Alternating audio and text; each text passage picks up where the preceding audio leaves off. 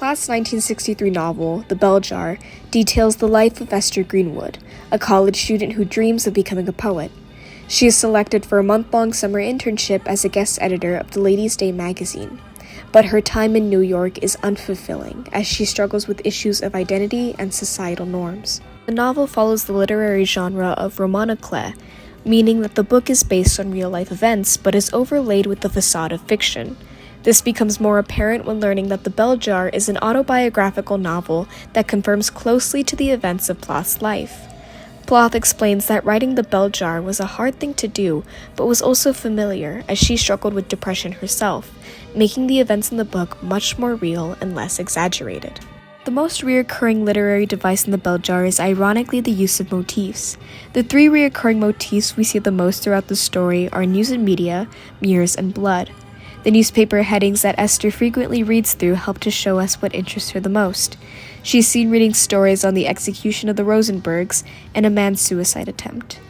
Throughout the story, Esther continually confronts reflections of herself that she often fails to recognize, like when she failed to recognize her own reflection in the doors of the elevator, or when she thinks her reflection is another woman after her first shock treatment, and most dramatically after her first suicide attempt, when she failed to recognize her bruised and discolored face in the mirror. This failure to recognize her reflection helps show us the difficulty Esther has in understanding herself. Along with that, the shedding of blood helps to mark the major transitions in Esther's life. When Marco attempts to rape her, she gives him a bloody nose and smears his blood on her like war paint. When she decides to kill herself, she slashes her calf to practice slashing her wrists. When she loses her virginity, she bleeds so much that she has to visit the emergency room. This usage of blood is used in a way as ritual sacrifice. Esther sacrifices her body for peace and mind, and her virginity for the sake of experience.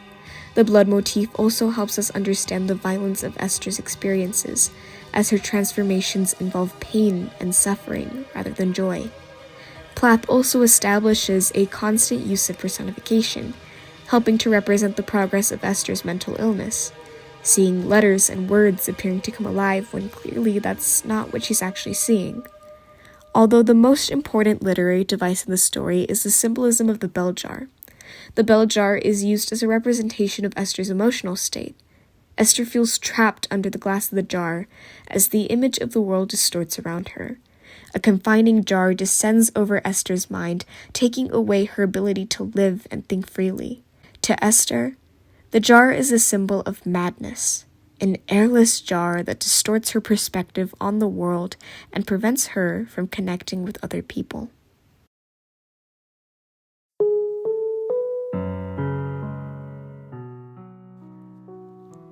The Bell Jar is told from a first-person point of view where Esther narrates the entire novel. The organization of the novel is engineered in a way that takes us further into the disturbed mind of Esther Greenwood, and does so in a seamless way created through imagery and abrupt time shifts. Though these odd time shifts help us better see the world through Esther's eyes, and further our understanding of the bell jar that plagues Esther. Historically, the novel takes place in the 1950s, and examines the social expectations and toxic culture of the era. A culture that makes finding a positive identity as a woman so difficult that its heroine is driven to self-destruction. The primary theme of the novel is a feminist one, but it's also closely related to the theme of madness, insanity, and mental health. If a woman is ambitious and talented, she will find no place in the society of the 1950s. The norm is tyrannical. The norm is represented by Miss Willard in this story, a woman who preaches the idea that a woman's place is in service to a man, Since the narrator can find no man suitable to her in sentiment or goals, she begins to feel as though she has no place in her society. She begins to question her goal of being a poet, and she has an emotional breakdown.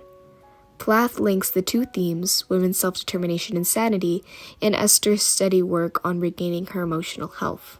Plath skillfully connects the themes of feminism and mental health in her novel, even relating the title to both themes.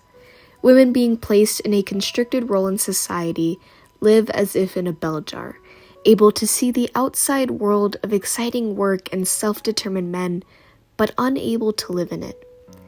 People suffering from emotional illness are also living as if under a bell jar, isolated from others and unable to escape the distortions of their view of the world.